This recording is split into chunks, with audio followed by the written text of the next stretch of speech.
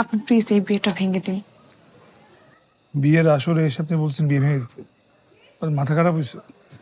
আসলে আপনি আমাকে যা ভাবছেন আমি কিন্তু তেমন না।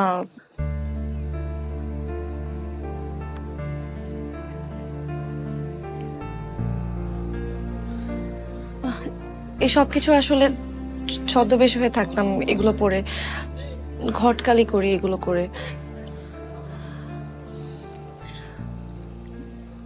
সত্যি কথা বলতে আমি একটা নর্মাল মানুষের মতোই আপনার বিয়ের ব্যবস্থা করেছিলাম, ঘটকালি শুরু করেছিলাম। কিন্তু দিনের পর দিন যখন আপনার সাথে আমি মিশতে শুরু করি, আপনাকে দেখতে শুরু করি,